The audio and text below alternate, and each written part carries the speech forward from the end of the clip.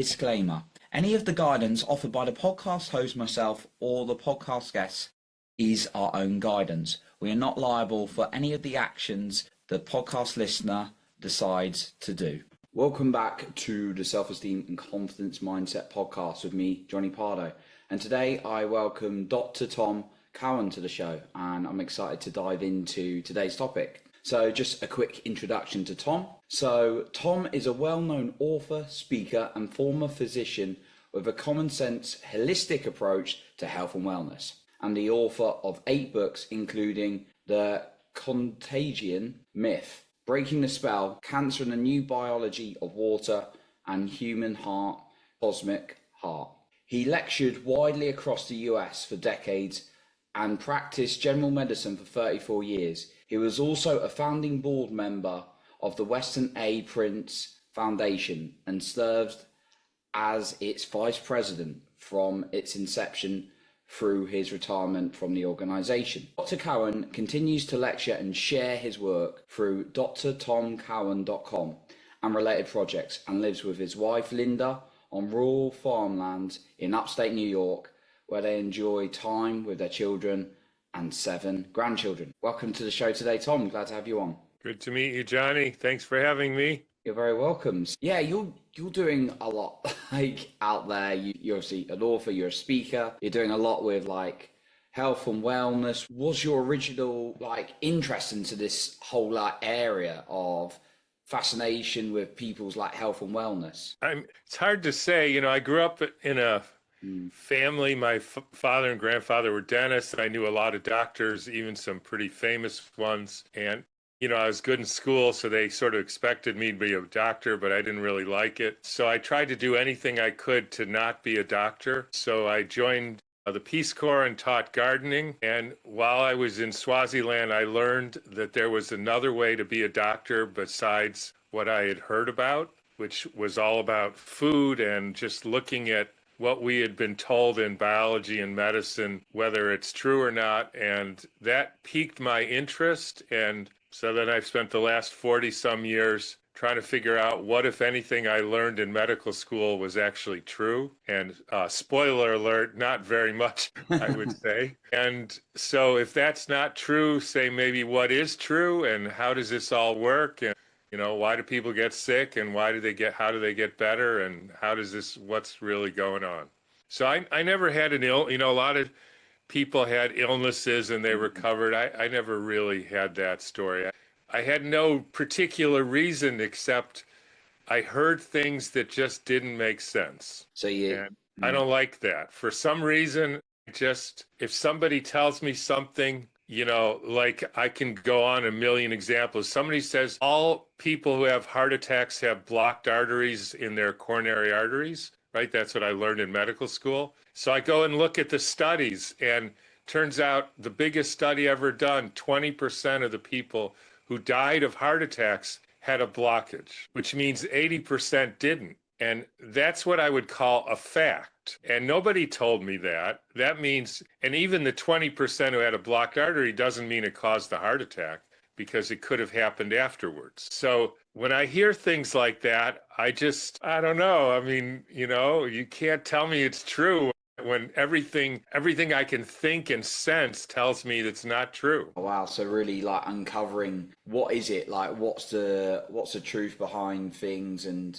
you're just fascination through that from traditional teachings that you were hearing, and that's what's driven you to kind of do more and more work, it sounds like. Yeah, I could give you so many examples. So here's just another simple one. If you ask every doctor, every scientist, every person on the street, right? What's the shape of DNA? Everybody knows. I'm sure you know, right? It's a double helix, right? So everybody knows that.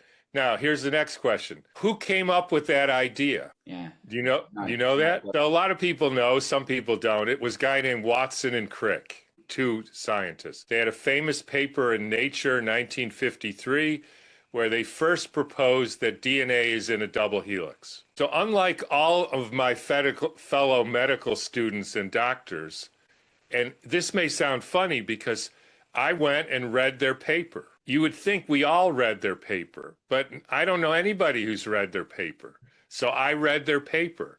And what I found is they said there is not a measurement in the whole paper. They say they assumed a shape that is a double helix, and therefore it became a double helix. And the only evidence they had was they took some dried pus and they x-rayed it for 63 hours and they got an X. And they said, that means it's a double helix. And I said to myself, wait a minute. And you know, what's funny about that is because a bunch of undergraduates at, I think, Sussex University they took the spring from a ballpoint pen, right? You know that? Yeah. And they did the same procedure, ground it up, x-rayed at 63 hours, and they got the exact same image. So I tell people your hereditary material, this DNA, or your hereditary material, it's either DNA or it's a spring of a ballpoint pen. And we can't tell the difference. It's completely anti-scientific nonsense. And I could give you 100 of those.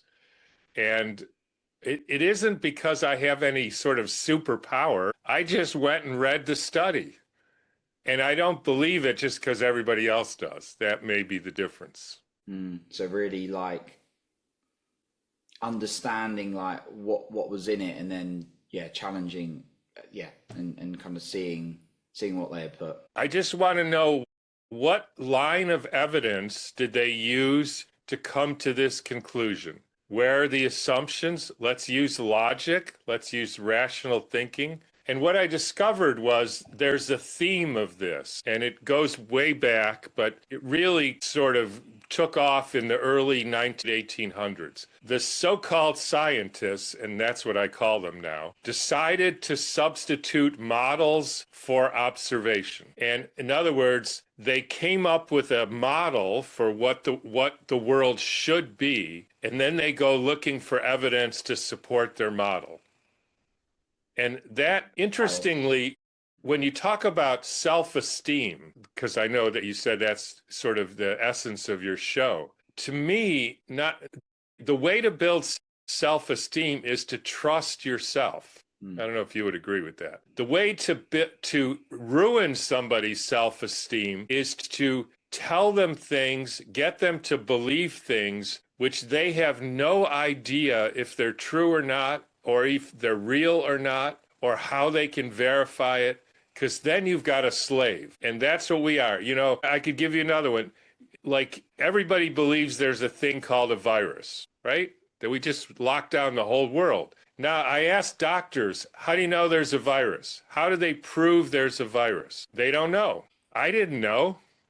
It's like going to a mechanic and you say your car doesn't stop, and you say, can you look at my brakes? And he says, what's a brake? You think, I don't know if I want to go to this guy because he doesn't even know what a brake is. Yeah, good analogy, yeah. So I went looking for, how does a virologist prove the existence of a virus? Now, let me give you an example, the polio virus, right? So they took a child who died from paralysis. They have no idea why. They saw some diseased spine. They cut out the spine, grind it up in a blender, put a few chemicals in it, inject that into a monkey's brain, 2 monkeys. 1 monkey died, 1 got paralyzed. They say that proves it's a virus. And I read that and I thought, wait a minute. First of all, how do you know there's not, like, maybe monkeys don't like having dead, diseased spine injected right into their brains? And they didn't even do a control, like inject normal spine or inject saline into it. And they did that for like 100,000 monkeys for 50 years that's called the isolation of the polio virus. And then somebody in 1953 had the idea of injecting normal spine into a monkey's brain. And you know what happened? Monkey got paralyzed, monkey died. And he said, well, turns out the way we prove there was a virus is wrong. So we have to figure out a new way. So they came up with a new way. They took somebody they said had measles, even though they can't tell you who has measles and who doesn't. Anyways, that's another story. They took some of their mucus, didn't look for a virus, just essentially filtered it. So there's all the liquid part from the snot, put that on some monkey kidney cells, right? They took some cells from a monkey's kidney, and then they put kidney poison antibiotics, took away the nutrients from the culture, added some trypsin and horse serum and cow serum, and then the monkey cells died. And they said that is called the isolation of the virus. And then the guy who did that, who got a Nobel Prize for figuring out how to isolate a virus, did the whole experiment, except he didn't use anything from anybody with measles, just the horse serum and the cow serum and the monkey kidney cells and the poisons, etc. And you know what happened? He said the monkey cells died indistinguishable, which means it didn't have anything to do with anybody from anything from anybody with measles. And to this day, 73 years later, that's how every virus has been found, i.e. isolated, including the COVID virus, SARS-CoV-2. Now, I don't know about you, Johnny, but I mean, when I hear that, I think this is nuts. This is illogical, irrational, anti-scientific nonsense. And I can't run a medical practice based on this stuff. I went on a lot, so I'll let you. I know. I was really digesting what you're saying and like some of these studies and when you put it like that, and it just goes to show when you like really think or look into some things, you can kind of see like what that doesn't make a lot of sense, and like you're saying, very anti-science. Yeah, it's to your project here about building self-esteem, I keep coming to that. If you continually undermine a person's ability to understand the world by their own rational, logical, sensory experience, right? Yeah. That's how you know. If you want to know whether a hammer knocks in a nail, you go to a toolbox, pull out the hammer, hit the nail with the hammer, and see if it goes in. And then if you want to be scientific, you might go like that with your arm and see if it maybe was just your arm doing that, which it wasn't, because the nail doesn't go in. And that's how you learn about the world, and you learn to trust yourself. Now, if I told you, Johnny, that we went to the CDC, the NIH, and 200 different institutions and said, have you ever found a thing called a virus in any sick person or animal by looking at their fluids? And they say no. And if I said to you, Johnny, I looked in every toolbox and workshop in the world, and there was never a hammer, you might think, I don't think there's such a thing as a hammer. Like the virus. And that's what they said. And then you say, well, how do you find it? Well, we took the snot and we put it on a cell culture. Cell culture died. Even though if we did it without the snot, the cell culture still dies. We did that experiment ourselves, and it died just the same as if we put something from somebody with, quote, COVID. This is called proof. And if you keep doing that to a person, you train them not to trust what they see and what they think and their experience of the world. And you've got a problem then, because how do you know anything? Then they tell you something on the news and you believe it because you don't know. They tell you all sorts of nonsense and you don't know because you have lost your faith in how to think and logic and trusting yourself. That's where we are. By the way, I don't mean to go on, but I have a cat named Pumpkin, and I've often thought, he goes out and he sits on the deck before he goes look, where he wants to go. And he smells the world, he smells and he looks around and he does his ears. And if you could convince Pumpkin, which I don't think he would believe you, Pumpkin, there's a thing out there that's going to kill you and you can't sense it or smell it or know it's there in any way. First of all, he wouldn't believe you. Second of all, he'd probably run and hide under the bed, right? Because he doesn't know, he can't tell. And he wouldn't eat because the thing might get him, and then he would lose weight, and his cat friends would tell him, you see, the thing got you. That's American. It's probably Europeans too. They're hiding under the bed, afraid of imaginary stuff that's going to get them, and they don't feel good about life. I don't blame them. I'll let you go. So I keep going on here. No, I think this is some great points. I'm glad you brought in Pumpkin, your cat, as an example there for, just like some of the things we hear. Personally, I try and stay away from the news. Like, I don't like bombarding that kind of stuff into my head and feeding things. I like to think things through and work things out. But what you brought up when you've talked about like self-esteem and kind of the way you're thinking, I love the way, Tom, that you think you're really like questioning things in life and just like looking at things, stepping back. For someone who perhaps who kind of struggles to like think for or trust themselves, how can they work through that? Yeah, I mean, that's a good question. This is the main, if for anybody listening to this, the main thing I want you to get, which is the main thing that transformed my life. This also started, I went to medical school. I'm a trained doctor. I worked in the ER for a while. I'm not unfamiliar with this normal medicine that, Sure. And so I decided before medical school, I read all the works of Sherlock Holmes because I thought that would help me learn how to think. I like it. And the main thing I got out of that, and the main thing for anybody in the situation you're talking about, is the proper process of science and proper thinking is find the claim and find out whether the claim is true or not. And if the claim can't be falsified, then it's a belief, not a fact or logic or science. And I have nothing against beliefs.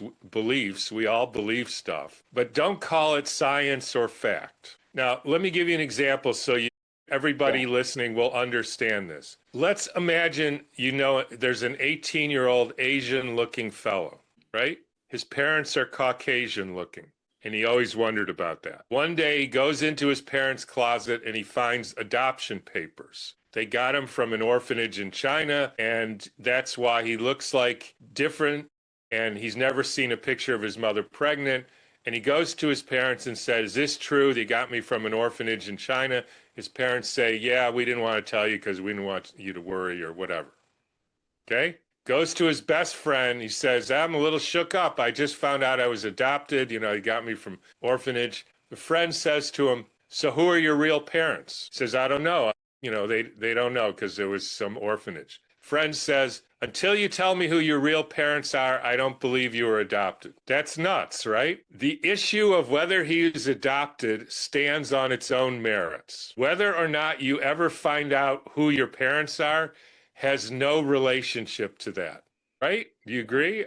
Yeah. So you know how many people, doctors, scientists, virologists, I've said, show me the evidence for a virus causing a disease called chickenpox, because I happen to know there isn't any. And you know what they say? So what causes chickenpox? Who are your real parents? And I may or may not know what causes chickenpox. I may not even know whether chickenpox is actually a distinct real entity, which it isn't. It has no bearing on whether there's a virus or not. That is a scientifically illiterate person. So here's something that may be shocking.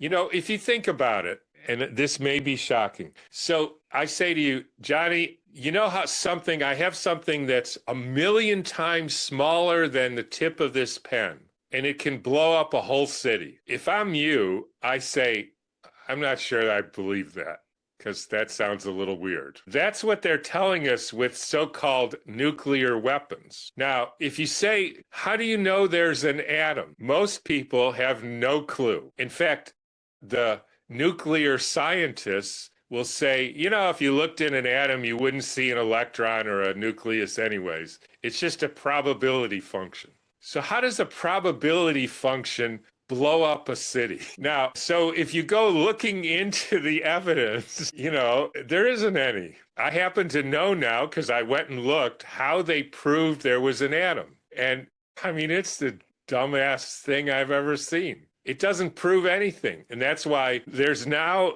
a school of physics called the Copenhagen School that says the laws of nature are fundamentally illogical and irrational. And I read that and I thought, well, why are you studying it? It doesn't make any sense. Then what's the point of studying it? It's all quantum entanglement stuff. Like they tell you that things are in two places at the same time, right? You've heard that, called quantum bilocation.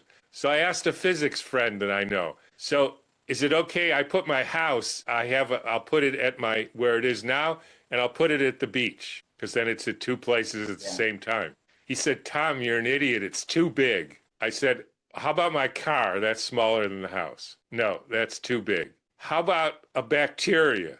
Can they be at two places at the same time? No, it's too big. How about a nanoparticle? No, it's too big. So when does it get small enough so that it's at two places at the same time? He said, when it's invisible. I said, well, how do you know it's not at 10 places? If it's invisible and you can't sense it, how do you know it's at two places? Well, we used an equation and we derived a mathematical formula, and that told us it must be at two places. I mean, interesting.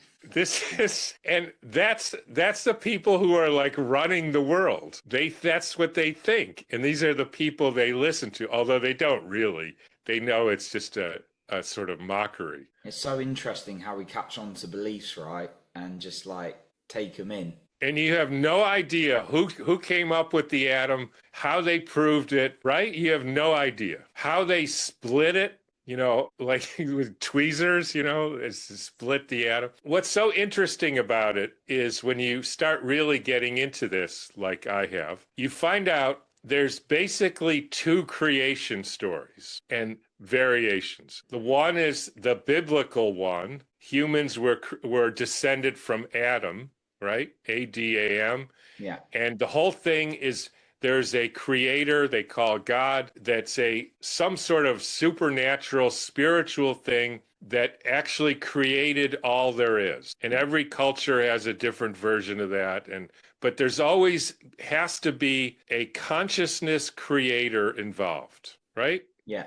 Now there's another story. It's also an atom story because they're mocking you. And that's ATOM. And it goes like this. 12.6 billion years ago, that's the name. Because it's 3 sixes, because they want to tell you it's the devil that did this. There was nothing. And then a car backfired. Never mind where they got the car from. And then everything came into existence. It's called the Big Bang.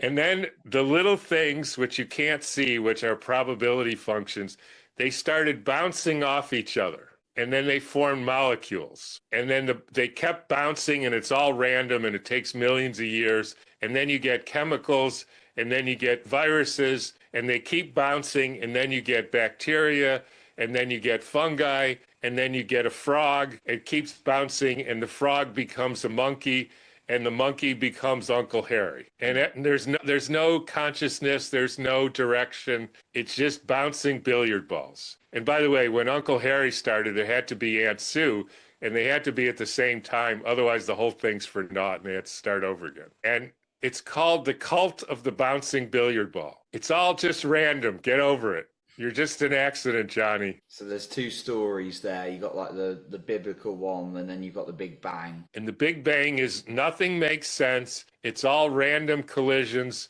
There's nothing real. There's no purpose. It's just bouncing billiard balls. And if I believe that, I wouldn't have much self-esteem either, because I'm just a bouncing billiard ball who has no purpose. There's no direction. There's nothing here except other bouncing billiard balls, some of whom I like and others I don't. But that's because my brain is making chemicals that say I like this person. And that's how we choose our mate, right? We analyze the number of chemicals that they have in them, and that's why we like one person versus another person. That's what they tell us. And it's nonsense.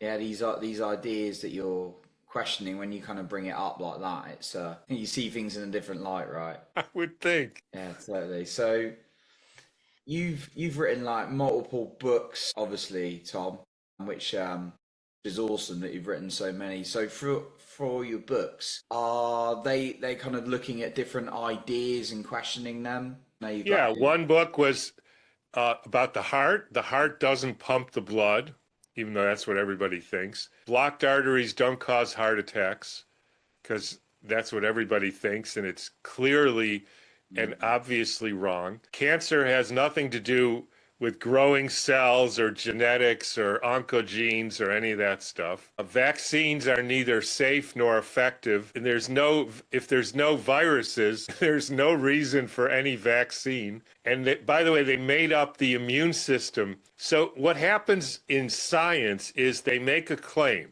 So there's this invisible thing called a virus, and every time, Johnny, you're around somebody with a virus, you get sick. That was the original claim. Except it's obviously not true, right? Because you don't get sick every time you're with somebody. So you have to make up a rescue theory. So that's because you have a good immune system, like antibodies. So if you get like measles, you make antibodies, and then you're immune for life, right? You get mumps, that's a virus. You get antibodies, you're immune for life. You get the flu, you make antibodies, and then you're only immune for a year because the flu knows how to evade the antibodies, and so then you need a flu shot every year. And then 1984, right? I spent 4 years medical school learning that antibodies mean I'm protected from the virus, right? You've heard that. Then this guy gets on the television, a guy named Robert Gallo. He says, we discovered the cause of AIDS, it's HIV virus. How do we know? Because some of the people with AIDS have antibodies to the virus. And I said, wait a minute. I just spent 4 years learning that if I have antibodies, I'm immune. And this clown just told me that if I have antibodies, that means the virus is going to kill me. Without any explanation.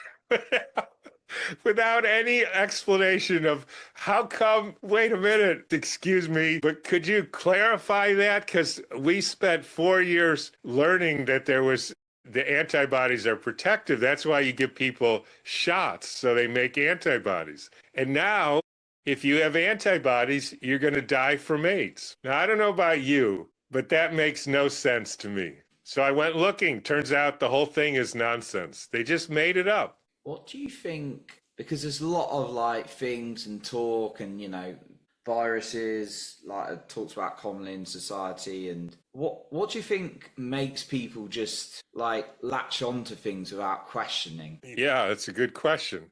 That gets into the self-esteem issue. But it's also the pumpkin issue. You see, if every other cats are not so social, but let's say they are, says if you don't believe that antibodies mean you're immune, we're kicking you out of the tribe and we're going to ostracize you and you're not going to be able to get a job. If you don't get this shot to make antibodies, you are social nothing. Kick you out of the family, wife divorces you. I tell the story of that people say, well, how come the virologists don't believe this? I'm happy to have a conversation with any virologist about exactly what I'm saying.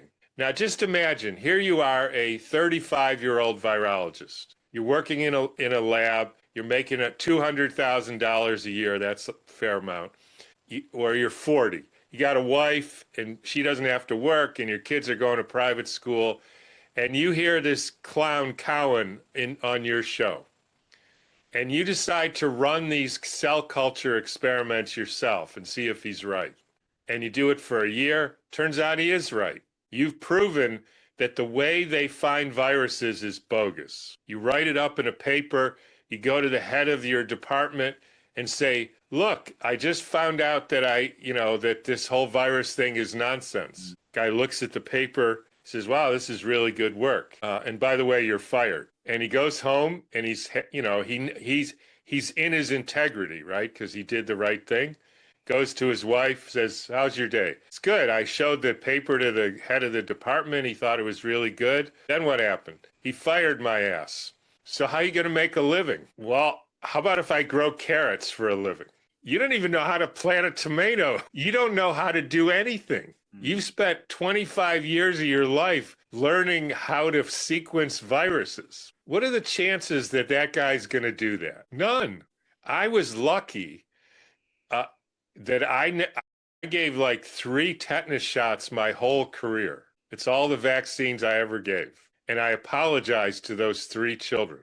their parents sort of made me do it all. That's not a good excuse. So I never had to go through that. I mean, I can imagine if I'm a pediatrician and I've literally poisoned thousands and thousands of children, and now I'm convinced by Cowan, and I'm not the only one, by the way, that this is all nonsense. That would be a hard day. And they'd kick me out of medicine, take away my license, take away my source of income. My wife would leave me. My kids would run away. What am I going to do? I don't know how to do anything else. That's a tough gig. So it's like the societal and peer pressure to not question these beliefs or all these theories is what, I'm hearing. Yeah, I mean, like the communists figured this out. It's one thing to like threaten people with violence, but that doesn't really work, because it does work somewhat, but people eventually rebel. So it's much more effective to have them police themselves. That's called democracy, by the way. So you don't get out of line because there's all kinds of costs to that. And most people don't. They don't want to hear about it. And if you ask them, how do you know any of these things? They have no idea. And that is a spiritually dangerous place to live. A lot of us, I guess, we're not even aware of like our own beliefs or thinking things through. Right. But that's why I say the main lesson, I don't know if I finished it, stick to find the claim and try to disprove it or prove it. And if a claim can't be falsified, it's a belief, and then call it that. Like somebody said, the world was created in 7 days. I don't know how to falsify that claim. Some people believe it, other people don't. That's fine. It's not called logic or rational or science. It's just a belief. But if there's the existence of a virus, that can be falsified. Existence of an atom, that can be falsified. Find out how they did it. You don't have to know why somebody gets chickenpox. You don't have to know where this person's parents are. And as soon as you do that, you open yourself up to, I don't know, and the world helps you out, and you'll start learning things which you never imagined. The reason we don't learn things is because we believe there's a virus, so we never actually figure out why we got sick. The real reason. The real reason. That's what Sherlock Holmes said. When you separate everything that's not true, that's his method. What's left has to be the truth. It's not this, it's not that. You don't need to know in the beginning what's true. In fact, it's a trap. You figure out what's not true as you go. What's not true, and then you live in that open space. I don't know. I don't know how the world came about. But I know it's not a car backfiring and random collisions, because they've actually experimented. They can't even get a protein to form like that. Random collisions don't make people. It's just, you can't figure out how to make an eye by having random collisions. When you say it like that, yeah. And the way you said like things today, and yeah, just the perspective of looking at things and what's not true. I think that's really going to open people's up to a lot more like, maybe that's not true, like, and thinking it through, like just things in life a little bit more. Yeah, it's not true. And I don't know what is true. I can tell you, Johnny, every time I do that, it's like the next day, it's like when I said, I need to know how they sequence, genomes. And I couldn't understand it because so I figured out that it wasn't true. And I just said, I don't know how. The next day, this woman from France emails me and says, I'm an expert in sequencing genomes, and I heard you were interested, and so I can walk you through it. I mean, that I don't think would have happened unless I got to the point where I don't know how this works. And then the world somehow heard me. I don't know how that works either. This woman shows up, tells me how it works. I spent 2 hours grilling her until I knew what she knew, and then I had it. Questions. I love that, Tom, and all like what you've shared today in terms of giving that perspective to really build that trust back into ourselves rather than like just going on board and like from things that we're getting thrown at us that aren't maybe true to us. I think there's some powerful examples you've listed. So Tom, I know you've got several books. I know you've got a lot of resources. You're doing a lot of work. So I'd love to know, as we wrap up today, where the listener can find you, where's the best place to reach out or grab your books? And is there a final point or something you'd like to wrap us up with today? Okay. So we have three different companies. It's sort of family business. The first one is called drcowansgarden.com, DRCOWANS garden.com. And that's where we find the best food and we make it into, like granola that's soaked and the best, ghee and all the different foods which we can help people get, which are difficult to find. So that's our food business, Dr. Cowan's Garden. And then we have an information and medicines business, which is called drtomcowan.com. And that's where we sell, when I say the heart, it's not because of blocked arteries. There is actually ways of successfully treating heart attacks and chest pain and all that with simple measures. That's where we carry those kind of medicines and supplements. And that's where I do a weekly webinar. I take a different subject, like is DNA real, are viruses real, or ribosomes real, or, whatever. So that's drtomcowan.com. And then we started an online clinic that now has, I think, 7 doctors and a bunch of other